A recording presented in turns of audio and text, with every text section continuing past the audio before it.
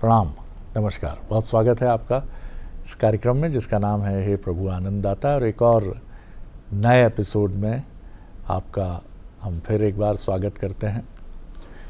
और आज हम जिस प्रश्न को सुनेंगे उस प्रश्न को पहले सुन लेते हैं। डॉक्टर साहब हमारे साथ हैं और उसके बाद फिर हम आगे बढ़ेंगे। हमारे विद्वान वक्ता, भगवत गीता के अध्येता, मानस मर्मज्ञ प्रोफेसर डॉक्टर सुरेंद्र बिहारी गोस्वामी जी हमारे साथ हैं।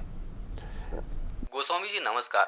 मैं आपका कार्यक्रम हे प्रभु आनंददाता नियमित देखता हूँ और मेरा आपसे ये प्रश्न है कि मृत्यु को लेकर के डराया क्यों जाता है? क्या मौत को उत्सव की तरह नहीं मनाना चाहिए? जैसा कि ओशो रजनीश ने भी कहा है कि मृत्यु के बाद राम नाम सत्य है कहा जाता है। क्या जीवित रहते हुए राम नाम असत्य है? चलिए डॉक्टर साहब, बड़ा ही एक ये भी मन को छू लेने वाला प्रश्न है। द्वैत और अद्वैत का हमने इसके पहले की श्रृंखला में बात की है। इनका ये कहना है कि मृत्यु विस्मृत क्यों रहती है। रजनीश का ओशो का एक उदाहरण देकर ये कहते हैं कि ओशो बचपन में रायसेन के पास ही उनका गांव था, तो वो कहते थे अपने शिक्षक से कि राम नाम सत्य है, तो शिक्षक छड़ी निकाल लेते थे, मारने के लिए जुट जाते थे। वो कहते थे अभिवादन में राम राम कहते हैं, राम नाम सत्य है, तो जब मृत्यु हो जाती है तब कहते हैं। तो वो कहते थे राम का नाम तो इसमें भी है, और राम के नाम को सत्य जब कहा जा रहा है तो आप क्यों नाराज हो रहे हैं? मृत्यु के प्रति जो हमारी अवधारणा है कि खराब है, बहुत ही ये इसका बात नहीं करनी चाहिए, घर में कभी निकल जाएगा कि अरे मैं नहीं रहा तो, और शुभ शुभ बोलो, शुभ शुभ बोलो, संध्या में सरस्वती आ गई तो सत्य हो जाएगी बात। आखिर जितना जीवन सत्य है उतना ही मृत्यु सत्य है। तो इन दोनों को तराजू के दो पल्लड़ों की तरह संतुलित करना हमें ये समाज, हमारे माता पिता, हमारी शिक्षा प्रणाली, अध्यात्म तो सिखाता ही होगा, वो आप उस पर प्रकाश डालेंगे, लेकिन ये भौतिक जीवन हमें क्यों नहीं सिखाता? मृत्यु से दूर रहने के लिए क्यों कहता? आपने बड़ी गहरी प्रक्रिया से दर्शन छोड़ा है जी, और आपने एक अच्छे दार्शनिक का नाम भी लिया है जी, ओशो का दर्शन पर बड़ा घनत्व रहा है जी। तो दर्शन शास्त्री रहे हैं। शब्द विन्यास और शब्द मीमांसा की बड़ी चर्चित रहती रही है। मैं आपको एक बात बताऊं, थोड़ा संशोधन करने से ये प्रश्न बहुत अच्छा। अरे वाह वाह, ये तो आप ही कर सकते हैं। ये संशोधन ये है कि सत्य जो है जन्म है, सत्य जो है मृत्यु है, लेकिन जीवन जो है वो सत्य नहीं है। ध्यान रखिएगा, जीवन सत्य नहीं, जीवन मिथ्याओं का अंबार है, जीवन माया का भंडार है।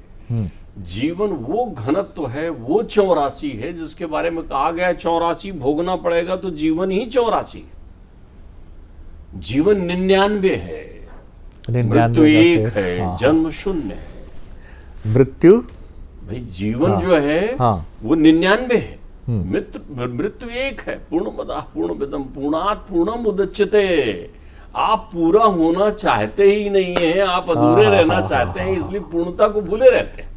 भाई आप चले यहां से, आपको जाना है बंबई, तो आपको ये लगता है कि नहीं बंबई का नाम मत लो, और रास्ते के जो है अलग अलग नाम लोगे। औरंगाबाद पड़ा, हैदराबाद पड़ा, जयपुर पड़ा, नासिक पड़ा। अरे तो आपकी यात्राएं, तुम अनंत यात्राओं में हो क्या?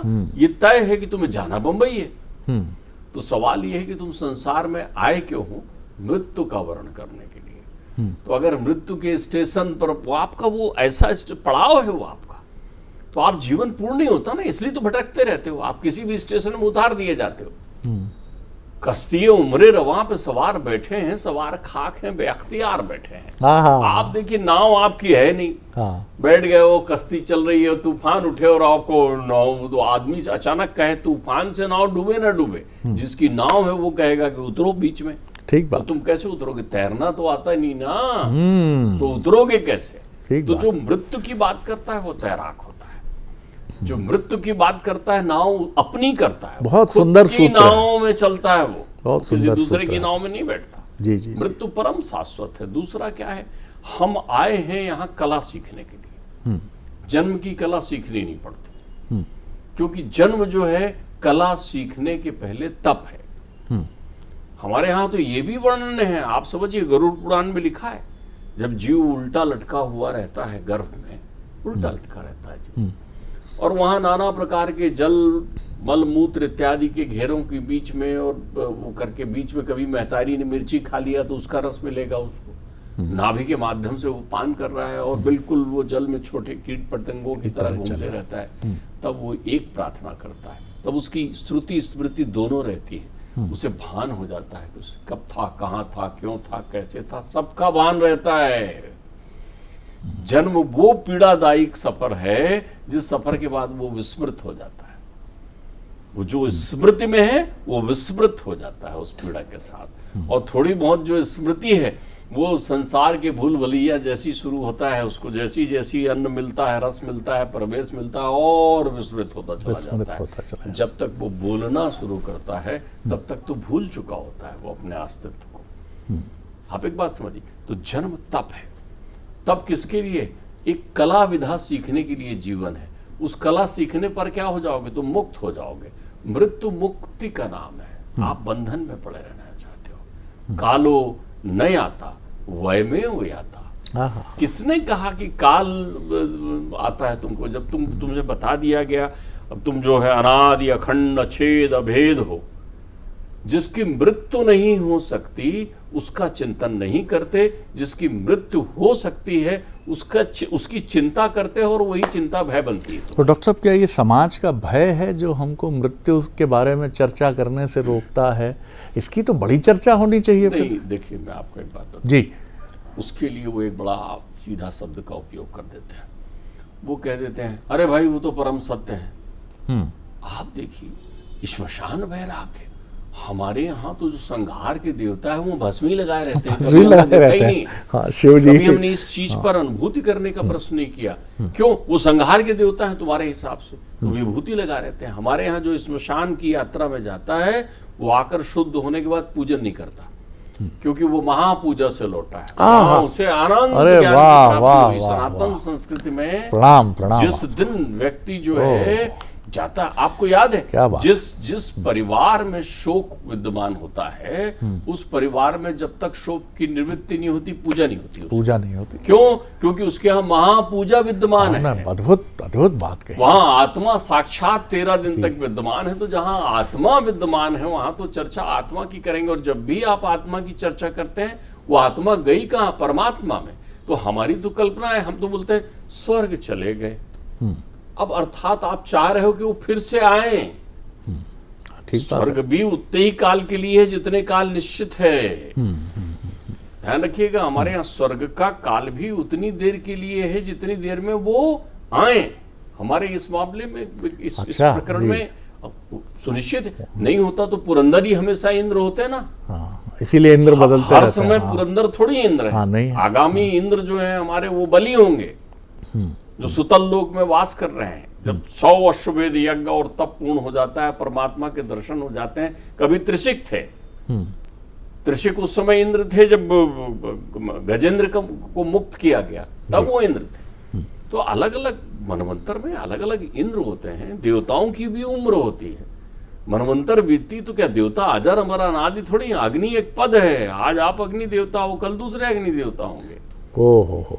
ध्यान रखिएगा, अलग अलग मनवंतर, अलग अलग प्रक्रियाएं हैं, ऐसा नहीं है। तो स्वर्ग लोक के लोगों को मृत्यु लोक के लोगों से मन में ईर्ष्या रहती है कि ये वो है जो मुक्ति के द्वार में गए। जिसे भी मुक्त होना है वो मृत्यु के द्वार से जाएगा, वही मुक्त होगा। जब तक आप मृत्यु के द्वार में नहीं पहुंचेंगे, लेकिन मृत्यु के द्वार में पहुंचने की एक विधा है। मृत्यु से डरते डरते मृत्यु के द्वार में जाएंगे तो मृत्यु के द्वार में तो ध्रुव गए हैं। ध्रुव के पास मृत्यु आके प्रणाम करती है, मैं आ गया हूं। ध्रुव ने मृत्यु के शीश पर चरण रखा और ऊपर गए। वहां मृत्यु के द्वार पर तो पहुंचे हैं प्रहलाद, मृत्यु के द्वार पर पहुंची शबरी, मृत्यु के द्वार पर पहुंचे हैं विभीषण, जिनकी मृत्यु ही नहीं हुई। जो मृत्यु ही ना लगे।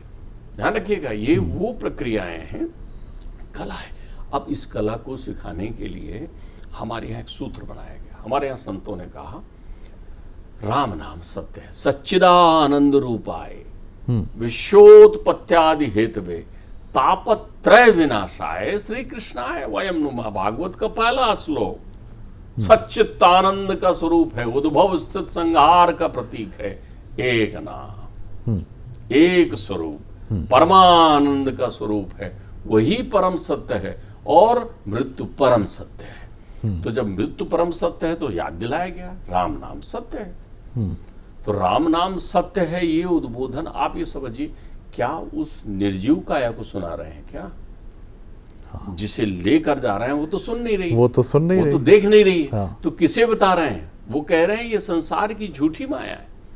कबीर तो इतनी सुंदर बात कहते हैं, वो कहते हैं कोनो ठगवा नगरिया लूटल, ये विचारधारा ठग रही है आप। हाँ, और जो नित्य प्रति अपने मृत्यु को याद रखता है, मृत्यु उसे देखकर प्रणाम करती है। जो सवेरे उठे, हमारे यहाँ प्रातः उठने का विधान है, सवेरे उठता है, मनुष्य उठता है, धरती का स्पर्श करता है, पंच तत्वों को याद करता है, कराग्रे वसत लक्ष्मी देखता है, अपने त्रिदेवियों को ध्यान करता है, जो उद्भव स्थित संहार कारिणी है, तीनों देवियों का ध्यान करता है, माता पिता के श्री चरण देखता है कि इनके कारण मैं संसार में आया हूँ। ये विधा है, अपनी प्रक्रिया। लेकिन इसी में इतनी बात जुड़ जाती है क्या, कि वो मृत्यु देवता को प्रणाम करता है, काल को प्रणाम करते हुए कहता है कि रात भर की सुखद नींद देने के लिए धन्यवाद। मैं तुम्हें अपने आप को तुम्हारी गोद में समर्पित करता हूँ। क्यों करता हूं? क्योंकि राम नाम सत्य है। और उसके साथ एक शब्द और है, सत्य बोलो गत्य है। हाँ, गति। आदमी उसको समझता है, वो एक रटे हुए से स्टाइल में बोलना शुरू कर, राम नाम सत्य है, सत्य बोलो गत्य है। गत्य है, गति वही है, गतिशीलता वही है। तो मृत्यु का वर्ण एक कला है, और वो कला यदि सीखना, जा मरने से जग डरे और मेरे मन आनंद। कबीर कहते हैं, अरे जिससे दुनिया डर रही है, भास है। अच्छा, तुम नहीं मरोगे तो क्या बूढ़े नहीं होगे?